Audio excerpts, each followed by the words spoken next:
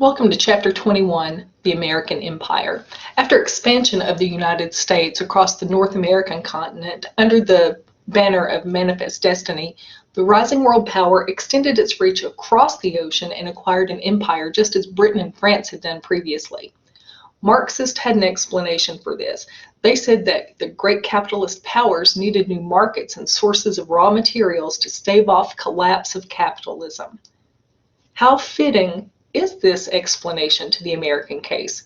Were other factors at work instead or in addition to economic inevitabilities?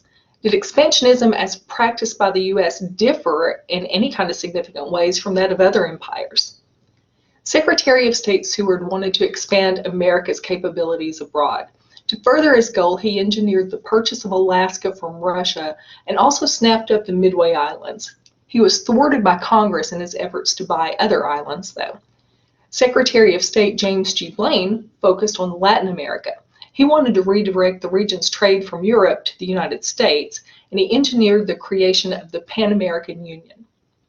Meanwhile, various thinkers, from Frederick Jackson Turner to the social Darwinist, are developing ideas that argued in favor of expansion of America's shores. Congress obliged them by creating a more powerful Navy, which is very important if you're going to expand across the ocean. Although some sectors of society favored expansion, others did not.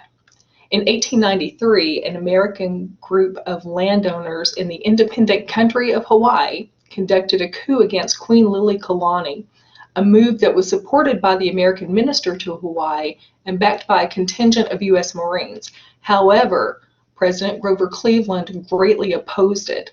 Hawaii was formally annexed in 1898. Closer to home, the United States reasserted the Monroe Doctrine in a dispute with Britain over the border between Venezuela and British Guiana. Then came the Cuban Revolution, a seminal event that propelled the United States into imperialism. Goaded by the yellow press, which we talked about last chapter, yellow journalism, most Americans favored the cause of the Cubans against their colonial overlords, the Spanish. And after the sinking of the Maine in Havana's harbor, the United States quickly entered the Spanish-American War in 1898 and just as quickly defeated the Spanish. At the war's conclusion, America had an empire with its newly won prizes of Puerto Rico, Guam, and the Philippines. Many were still opposed to building an empire, though. The Anti-Imperialist League unsuccessfully fought the ratification of the Treaty of Paris that contained the terms for the end of the war. Under Teddy Roosevelt, the country continued to use its power abroad. He developed the Roosevelt Corollary to the Monroe Doctrine that asserted the right of the United States to intervene in into internal affairs of Latin American countries with force if necessary. He did not hesitate to intervene in the affairs of the sovereign state of Colombia.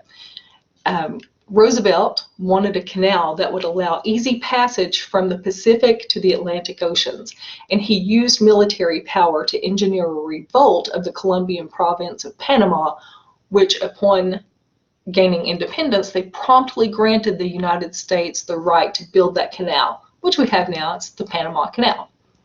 The use of American power diminished with distance. In Asia, the United States didn't actively try to protect the independence of China or to assert American rights to trade. It just settled for the open door policy, which called on the major powers to allow each other unrestricted access to Chinese resources and markets.